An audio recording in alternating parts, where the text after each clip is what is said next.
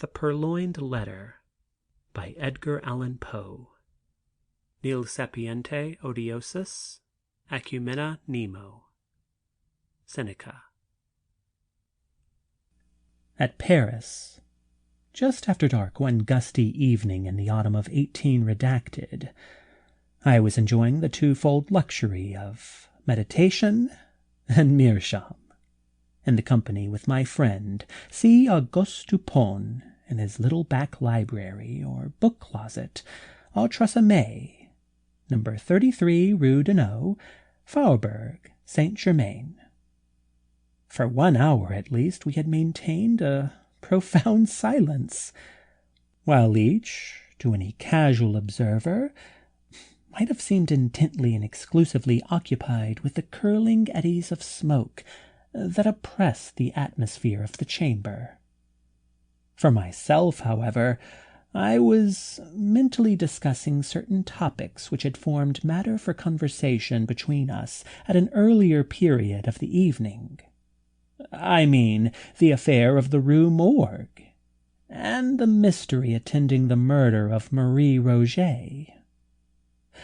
I looked upon it, therefore, as something of a coincidence, when the door of our apartment was thrown open, and admitted our old acquaintance, Monsieur G., the prefect of the Parisian police. We gave him a hearty welcome, for there was nearly as much of the entertaining as of the contemptible about the man, and we had not seen him for several years. We had been sitting in the dark, and Dupont now arose for the purpose of lighting a lamp, but sat down again without doing so, upon G.'s saying that he had called to consult us, or rather to ask the opinion of my friend about some official business which had occasioned a great deal of trouble. "If it is any point requiring reflection," observed Dupont, as he forbore to enkindle the wick, "we shall examine it to better purpose in the dark." "That is another of your odd notions," said the prefect, who had the fashion of calling everything odd that was beyond his comprehension, and thus lived amid an absolute legion of oddities. "Very true," said Dupont, as he supplied his visitor with a pipe and rolled toward him a comfortable chair. "And what is the difficulty now?" I asked. "Nothing more in the assassination way, I hope?" "Oh, no, nothing of that nature. The fact is, the business is very simple indeed, and I make no doubt that we can manage it sufficiently well ourselves. But then I thought Dupin would like to hear the details of it, because it is so excessively odd." "Simple and odd?" said Dupont. "Why, yes. And not exactly that either. The fact is, we have all been a good deal puzzled because the affair is so simple, and yet baffles us altogether." "Perhaps it is the very simplicity of the thing which puts you at fault," said my friend. "What nonsense you do talk," replied the prefect, laughing heartily. "Perhaps the mystery is a little too plain," said Dupont. "Oh, good heavens! Who ever heard of such an idea?" "A little too self-evident."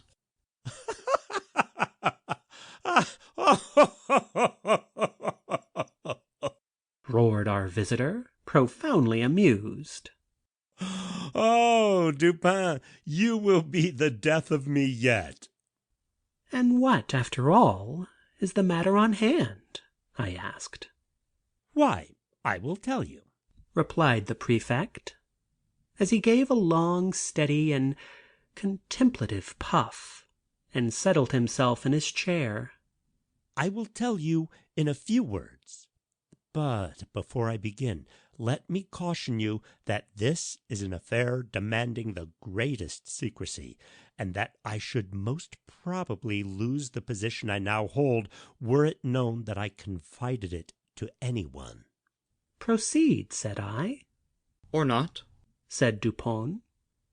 Well, then, I have received personal information from a very high quarter that a certain document of the last importance has been purloined from the royal apartments. The individual who purloined it is known. This beyond a doubt. He was seen to take it. It is known also that it still remains in his possession. How is this known? asked Dupin. It is clearly inferred, replied the prefect, from the nature of the document and from the non-appearance of certain results which would at once arise from its passing out of the robber's possession. That is to say, from his employing it as he must design in the end to employ it. Be a little more explicit, I said. Well, I may venture so far as to say that the paper gives its holder a certain power in a certain quarter where such power is immensely valuable. The prefect was fond of the cant of diplomacy. Still, I do not quite understand, said Dupin. No? Well, the disclosure of the document to a third person, who shall be nameless, would bring in question the honor of a personage of most exalted station, and this fact gives the holder of the document an ascendancy over the illustrious personage whose honor and peace are so jeopardized. But this ascendancy, I interposed, would depend upon the robber's knowledge of the loser's knowledge of the robber. Who would dare— The thief, said G, is the Minister D, who dares all things, those unbecoming as well as those becoming a man.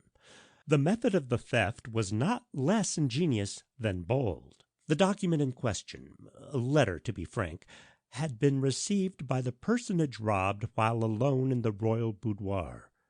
During its perusal, she was suddenly interrupted by the entrance of the other exalted personage, from whom especially it was her wish to conceal it. After a hurried and vain endeavor to thrust it in a drawer, she was forced to place it, open as it was, upon a table. The address, however, was uppermost, and, the contents thus unexposed, the letter escaped notice. At this juncture enters the Minister D. His lynx eye immediately perceives the paper, recognizes the handwriting of the address, observes the confusion of the personage addressed, and fathoms her secret. After some business transactions, hurried through in his ordinary manner, he produces a letter somewhat similar to the one in question, opens it, pretends to read it, and then places it in close juxtaposition to the other. Again, he converses for some 15 minutes upon the public affairs. At length, in taking leave, he takes also from the table the letter to which he had no claim. Its rightful owner saw, but, of course, dared not call attention to the act in the presence of the third personage who stood at her elbow. The minister decamped, leaving his own letter, one of no importance, upon the table. Here, then, said Dupin to me, you have precisely what you demand to make the ascendancy complete. The robber's knowledge of the loser's knowledge of the robber. Yes, replied the prefect. And the power thus attained has, for some months past, been wielded for political purposes to a very dangerous extent. The personage robbed is more thoroughly convinced every day of the necessity of reclaiming her letter. But this, of course, cannot be done openly. In fine, driven to despair, she has committed the matter to me. Then whom? Said Dupin, amid a perfect whirlwind of smoke. No more sagacious agent could, I suppose, be desired or even imagined. You flatter me, replied the prefect. But it is possible that some such opinion may have been entertained. It is clear, said I, as you observe, that the letter is still in the possession of the minister, since it is this possession, and not any employment of the letter, which bestows the power. With the employment, the power departs." "True," said G. and upon this conviction I proceeded. My first care was to make thorough search of the minister's hotel, and here my chief embarrassment lay in the necessity of searching without his knowledge.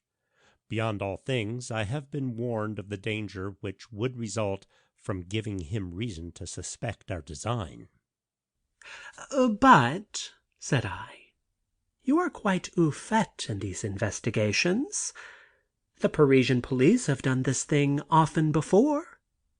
"Oh, yes, and for this reason I did not despair. The habits of the minister gave me, too, a great advantage. He is frequently absent from home all night. His servants are by no means numerous. They sleep at a distance from their master's apartment, and, being chiefly Neapolitans, are readily made drunk. I have keys, as you know, with which I can open any chamber or cabinet in Paris. For 3 months a night has not passed during the greater part of which I have not been engaged personally in ransacking the D Hotel.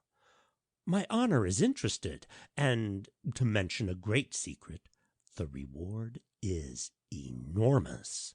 So I did not abandon the search until I had become fully satisfied that the thief is a more astute man than myself.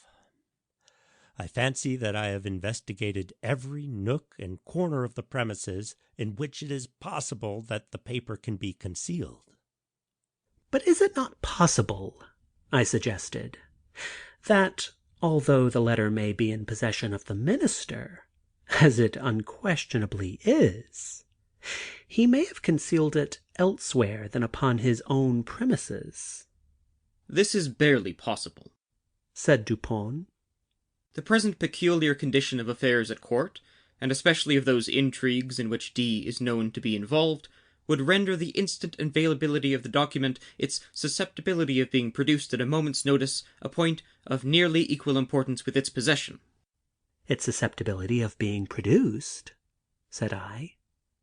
"That is to say, of being destroyed," said Dupin. "True," I observed. "The paper is clearly, then, upon the premises. As for its being upon the person of the minister, we may consider that as out of the question." "Entirely," said the prefect. "He has been twice waylaid, as if by footpads, and his person rigidly searched under my own inspection." "You might have spared yourself this trouble," said Dupin. "D, I presume, is not altogether a fool, and, if not, must have anticipated these waylayings as a matter of course." "Not altogether a fool," said G. "but then he is a poet, which I take to be only one remove from a fool." "True," said Dupin, after a long and thoughtful whiff from his meerschaum. "although I have been guilty of certain doggerel myself." "Suppose you detail," said I, "the particulars of your search." "Why, the fact is, we took our time, and we searched everywhere. I have had long experience in these affairs. I took the entire building, room by room, devoting the nights of a whole week to each. We examined, first, the furniture of each apartment.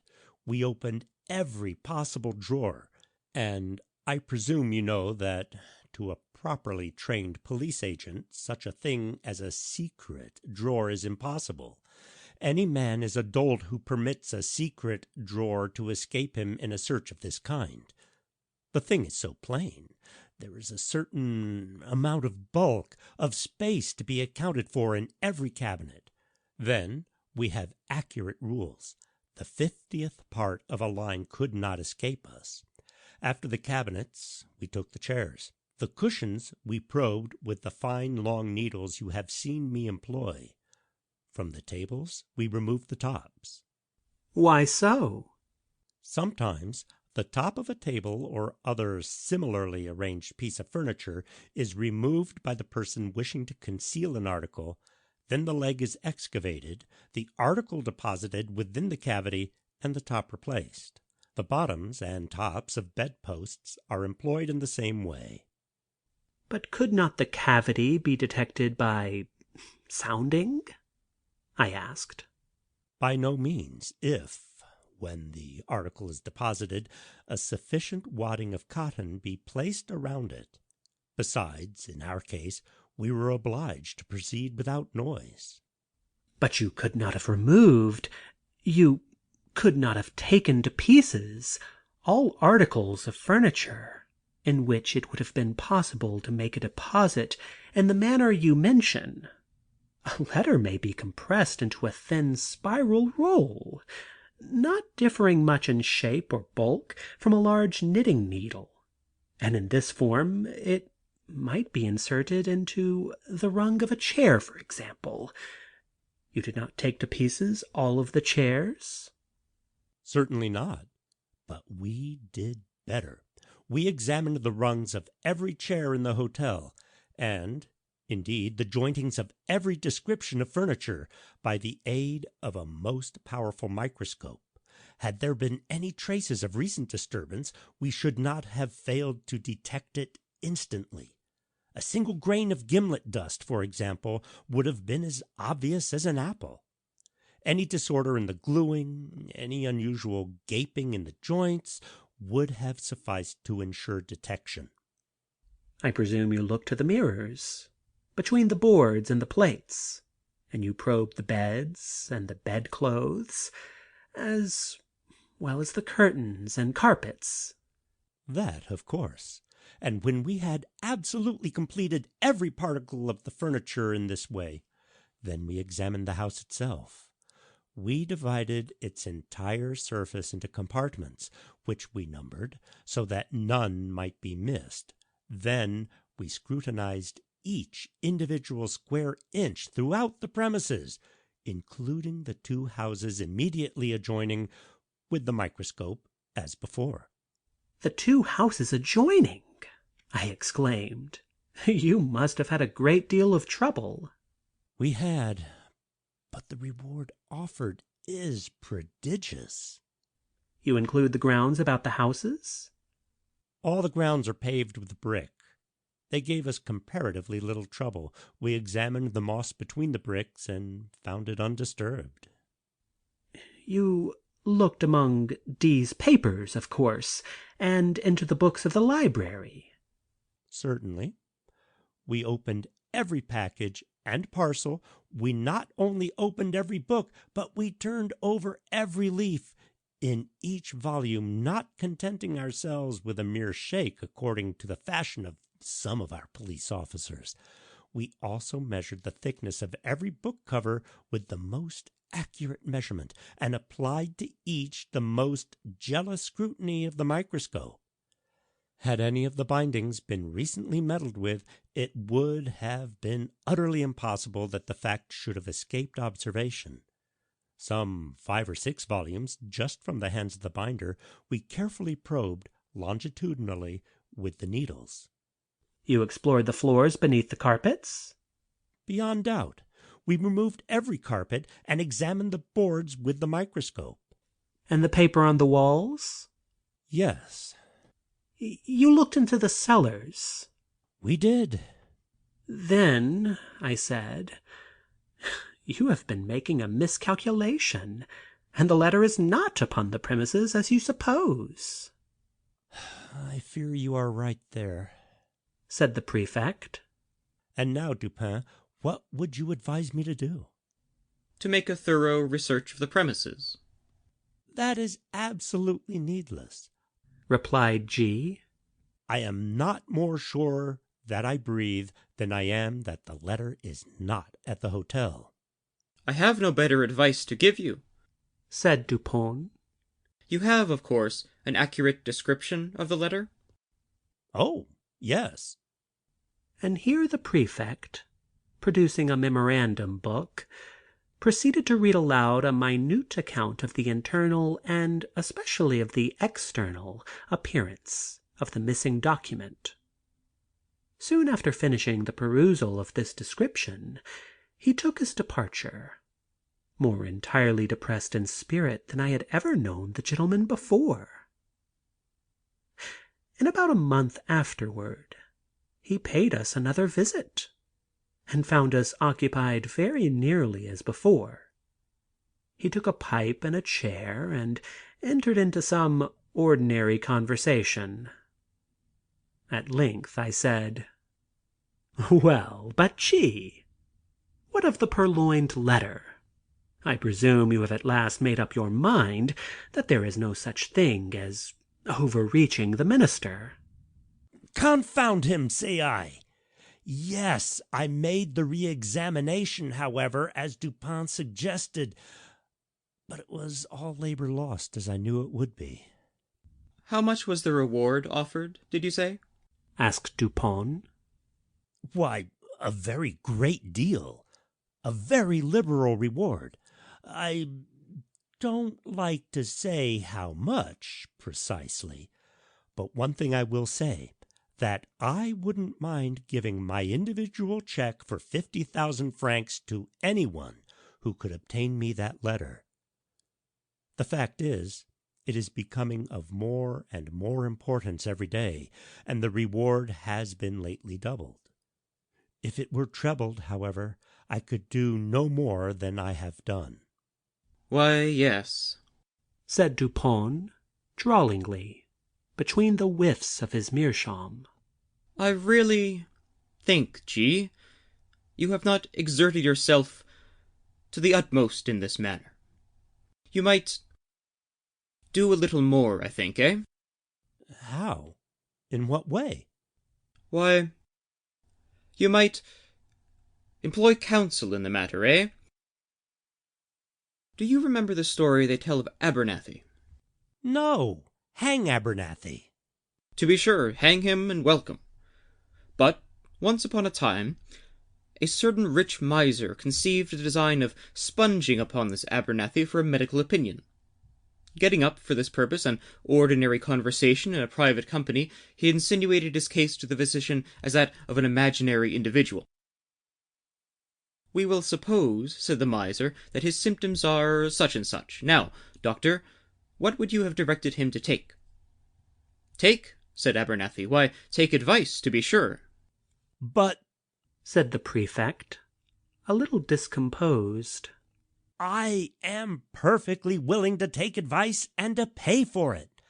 I would really give 50,000 francs to anyone who would aid me in the matter. "In that case," replied Dupin, opening a drawer and producing a check-book, "you may as well fill me up a check for the amount mentioned. When you have signed it, I will hand you the letter." I was astonished. The prefect appeared absolutely thunderstricken. For some minutes he remained speechless and motionless, looking incredulously at my friend with open mouth and eyes that seemed starting from their sockets. Then, apparently recovering himself in some measure, he seized a pen, and after several pauses and vacant stares, finally filled up and signed a check for 50,000 francs, and handed it across the table to Dupin. The latter examined it carefully, and deposited it into his pocket-book. Then, unlocking an escritoire, took thence a letter and gave it to the prefect. This functionary grasped it in a perfect agony of joy, opened it with a trembling hand, cast a rapid glance at its contents, and then, scrambling and struggling to the door, rushed at length unceremoniously from the room and from the house, without having uttered a syllable since Dupin had requested him to fill out the check. When he had gone, my friend entered into some explanations. "The Parisian police he said, are exceedingly able in their way. They are persevering, ingenious, cunning, and thoroughly versed in the knowledge which their duties seem chiefly to demand. Thus, when G detailed to us his mode of searching the premises at the Hotel D, I felt entire confidence in his having made a satisfactory investigation, so far as his labors extended. So far as his labors extended, said I. Yes, said Dupin. The measures adopted were not only the best of their kind, but carried out to absolute perfection. Had the letter been deposited within the range of their search, these fellows would, beyond a question, have found it. I merely laughed, but he seemed quite serious in all that he said. The measures, then, he continued, were good in their kind and well executed. Their defect lay in their being inapplicable to the case and to the man. A certain set of highly ingenious resources are, with the prefect, a sort of Procrustean bed to which he forcibly adapts his designs. But he perpetually errs by being too deep or too shallow for the matter in hand, and many schoolboy is a better reasoner than he. I knew one about 8 years of age whose success at guessing in the game of even and odd attracted universal admiration. This game is simple, and is played with marbles. One player holds in his hand a number of these toys and demands of the other whether that number is even or odd. If the guess is right, the guesser wins one. If wrong, he loses one. The boy to whom I allude won all the marbles of the school. Of course, he had some principle of guessing, and this lay in mere observation and admeasurement of the astuteness of his opponents. For example, an errant simpleton is his opponent, and holding up in his closed hand, asks, "Are they even or odd?"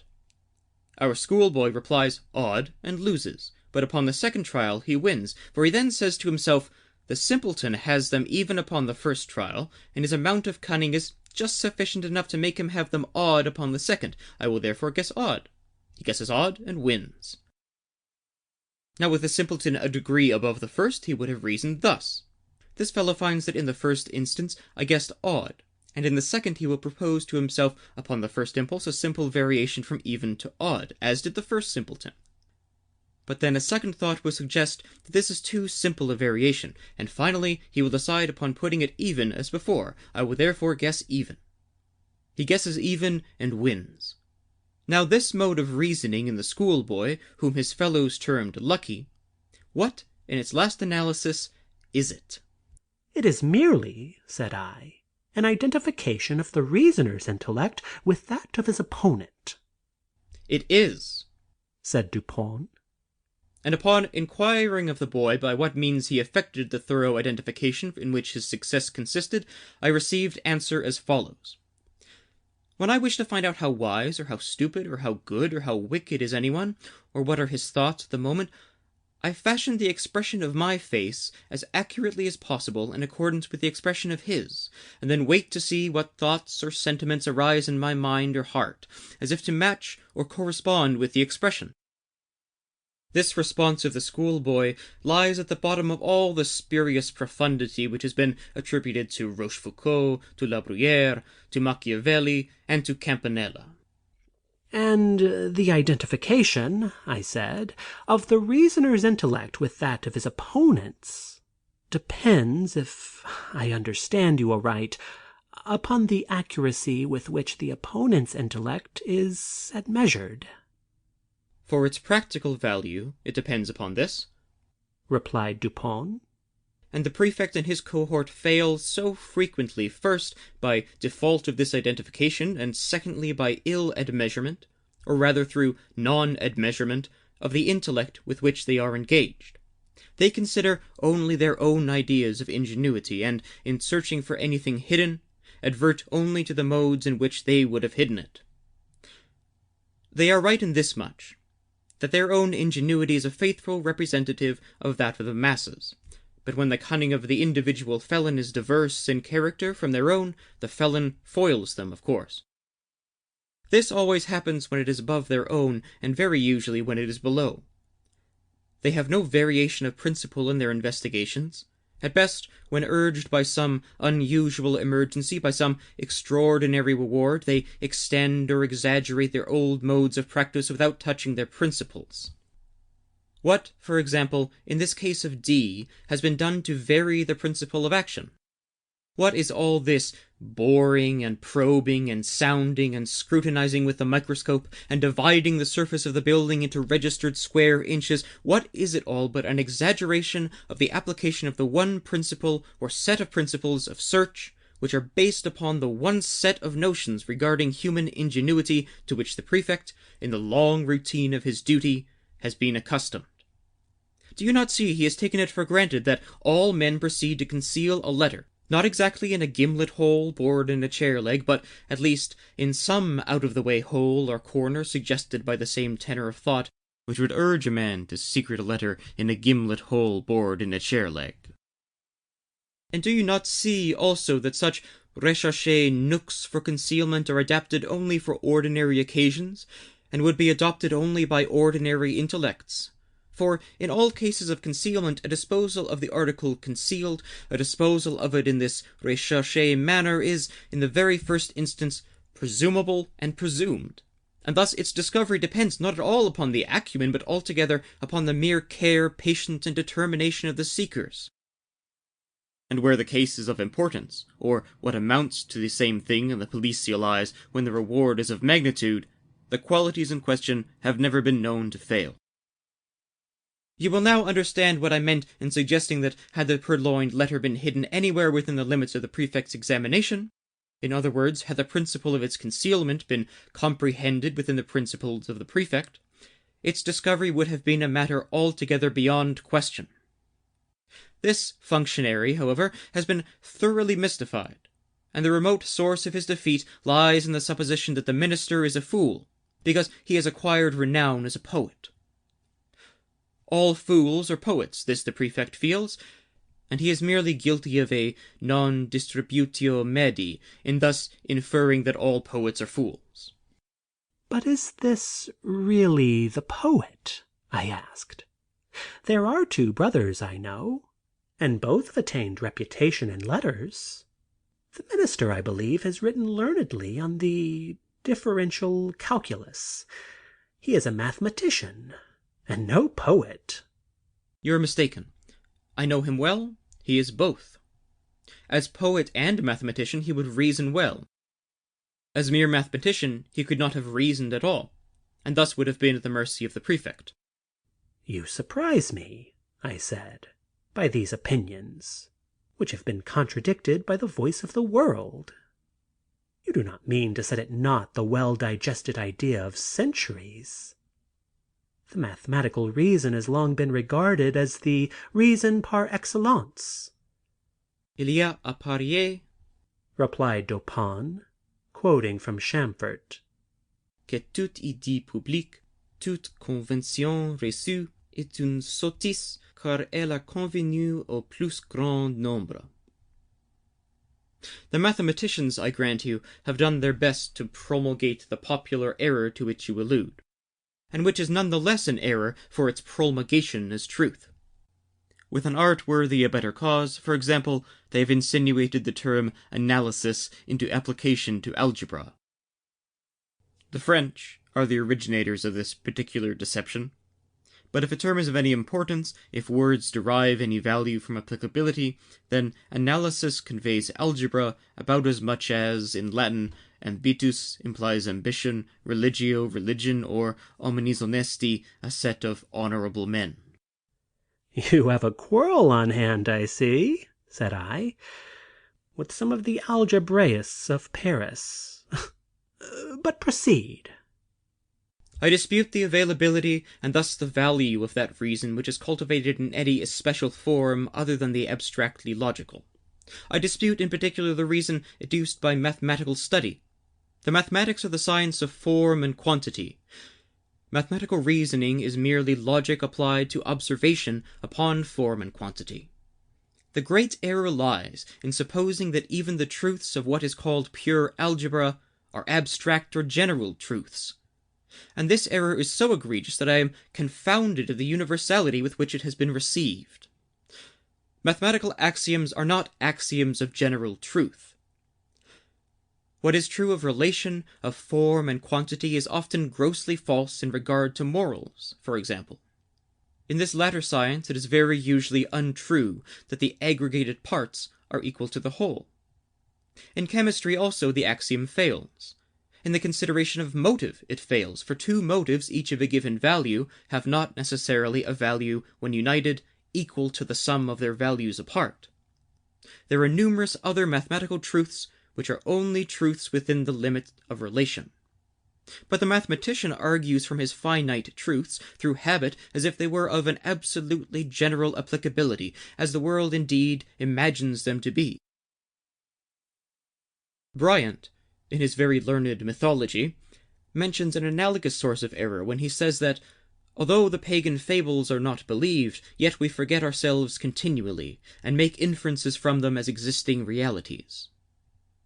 With the algebraists, however, who are pagans themselves, the pagan fables are believed, and the inferences are made, not so much through lapse of memory as through an unaccountable addling of the brains. In short, I never yet encountered the mere mathematician who could be trusted out of equal roots, or one who did not clandestinely hold it as a point of his faith that x2 plus px was absolutely and unconditionally equal to q.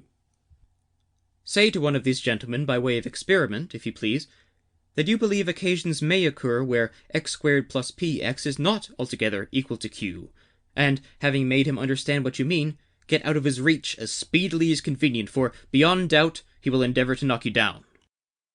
I mean to say, continued Dupin, while I merely laughed at his last observations, that if the minister had been no more than a mathematician, the prefect would have been under no necessity of giving me this check.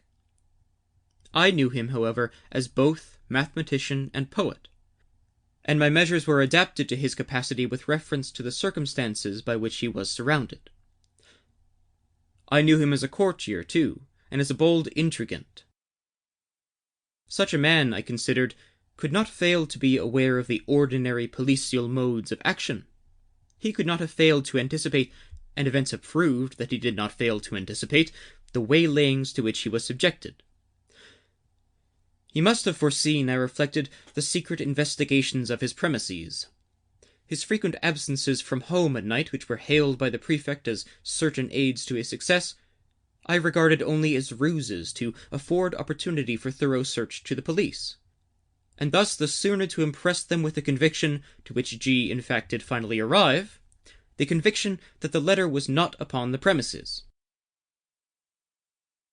I felt also that the whole train of thought, which I was at some pains in detailing to you just now, concerning the invariable principle of policial action and schemes for articles concealed, I felt that this whole train of thought would necessarily pass through the mind of the minister. It would imperatively lead him to despise all the ordinary nooks of concealment. He could not, I reflected, be so weak as not to see that the most intricate and remote recesses of his hotel would be as open as his commonest closets to the eyes, to the probes, to the gimlets, and to the microscopes of the prefect. I saw, in fine, that he would be driven, as a matter of course, to simplicity, if not deliberately induced to it as a matter of choice. You will remember, perhaps, how desperately the prefect laughed when I suggested upon our first interview that it was just possible this mystery troubled him so much on account of its being so very self-evident. Yes, said I remember his merriment well. I really thought he would have fallen into convulsions. The material world, continued Dupin, abounds with very strict analogues to the immaterial, and thus some color of truth has been given to the rhetorical dogma that metaphor or simile may be made to strengthen an argument as well as to embellish a description. The principle of the vis inertiae, for example, seems to be identical in physics and metaphysics. It is not more true in the former that a large body is with more difficulty set in motion than a smaller one, and that its subsequent momentum is commensurate with this difficulty, than it is, in the latter, that intellects of the vaster capacity, while more forcible, more constant, and more eventful in their movements than those of inferior grade, are yet the less readily moved, and more embarrassed, and full of hesitation in the first few steps of their progress. Again, have you ever noticed which of the street signs over the shop doors are the most attractive of attention? I have never given the matter a thought, I said. There is a game of puzzles, he resumed, which is played upon a map.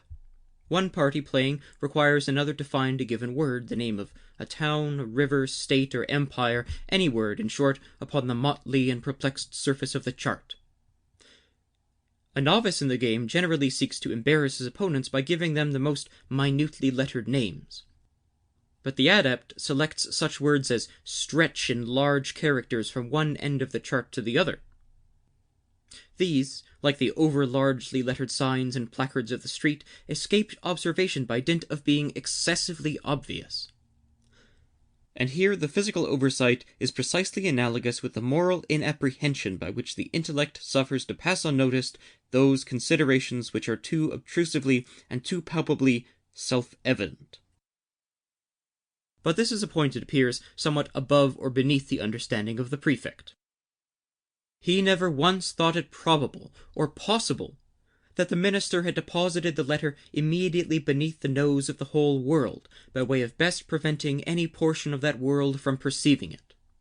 But the more I reflected upon the daring, dashing, and discriminating ingenuity of D, upon the fact that the document must always have been at hand if he intended to use it to good purpose, and upon the decisive evidence obtained by the prefect that it was not hidden within the limits of that dignitary's ordinary search, the more satisfied I became that, to conceal this letter, the minister had resorted to the comprehensive and sagacious expedient of not attempting to conceal it at all.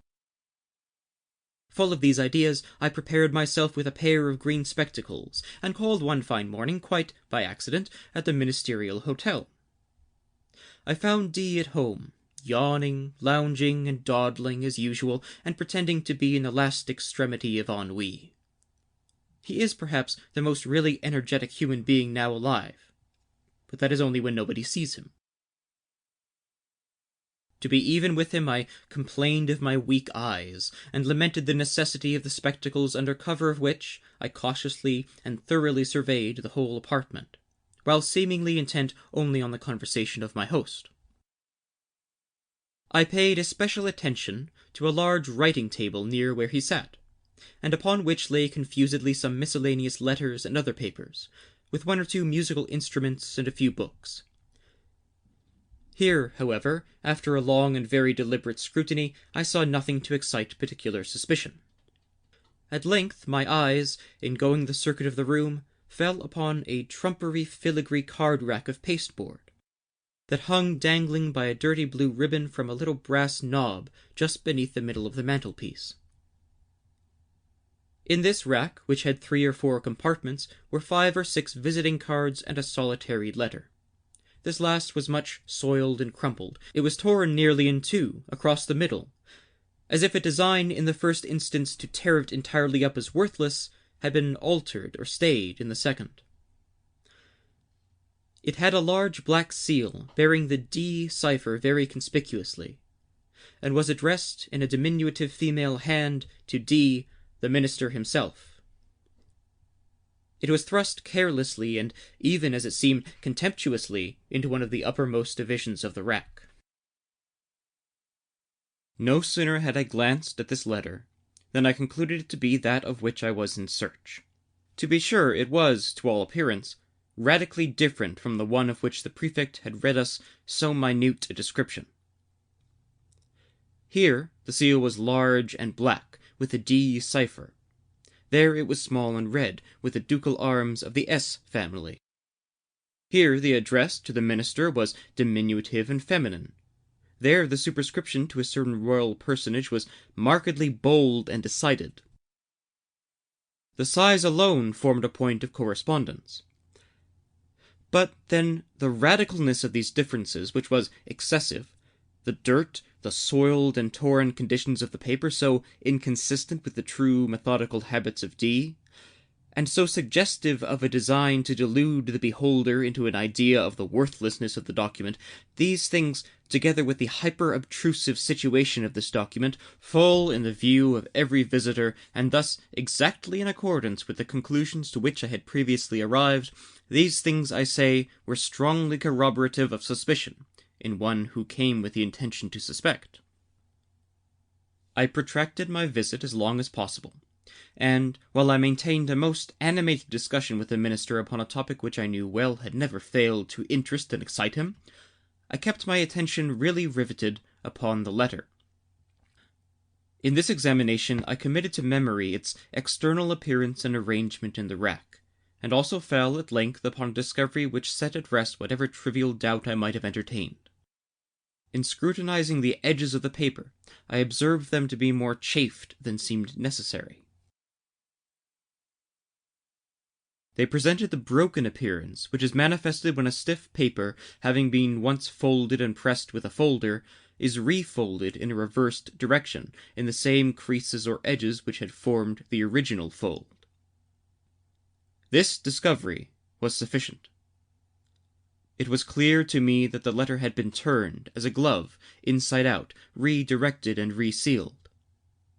I bade the minister good morning, and took my departure at once, leaving a gold snuff-box upon the table.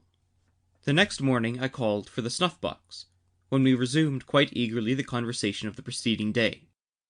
While thus engaged, however, a loud report, as if of a pistol, was heard immediately beneath the windows of the hotel, and was succeeded by a series of fearful screams and the shoutings of a terrified mob. D rushed to a casement, threw it open, and looked out. In the meantime I stepped to the card-rack, took the letter, put it in my pocket, and replaced it by a facsimile, so far as regards externals, which I had carefully prepared at my lodgings, imitating the D cipher very readily by means of a seal formed of bread. The disturbance in the street had been occasioned by the frantic behavior of a man with a musket. He had fired it among a crowd of women and children. It proved, however, to have been without a ball, and the fellow was suffered to go his way as a lunatic or a drunkard. When he had gone, D came from the window, whither I had followed him immediately upon securing the object in view. Soon afterward I bade him farewell. The pretended lunatic was a man in my own pay. "What purpose had you," I asked, "in replacing the letter by a facsimile? Would it not have been better, at the first visit, to have seized it openly and departed?" D, replied Dupin, is a desperate man, and a man of nerve. His hotel, too, is not without attendants devoted to his interests. Had I made the wild attempt you suggest, I might never have left the ministerial presence alive. The good people of Paris might have heard of me no more. But I had an object apart from these considerations. You know my political prepossessions. In this manner I act as a partisan of the lady concerned. For 18 months the minister has had her in his power. She has now him in hers, since, being unaware that the letter is not in his possession, he will proceed with his exactions as if it was. Thus he will inevitably commit himself at once to his political destruction. His downfall, too, will not be more precipitate than awkward. It is all very well to talk about the facilus descensus Averni, but in all kinds of climbing, as Catalani said of singing, it is far more easy to get up than to come down. In the present instance, I have no sympathy, at least no pity, for him who descends. He is that monstrum horrendum, an unprincipled man of genius. I confess, however, that I should like very well to know the precise character of his thoughts, when, being defied by her whom the prefect terms a certain personage, he is reduced to opening the letter which I left for him in the card-rack. "How? Did you put anything particular in it?" Why, it did not seem altogether right to leave the interior blank. That would have been insulting. D, at Vienna once, did me an evil turn, which I told him quite good-humouredly that I should remember. So as I knew he would feel some curiosity in regard to the identity of the person who had outwitted him, I thought it a pity not to give him a clue. He is well acquainted with my MS., and I just copied into the middle of the blank sheet the words Un descend si funeste, s'il n'est digne d'être, est digne de tieste. They are to be found in Crébelon's Atre.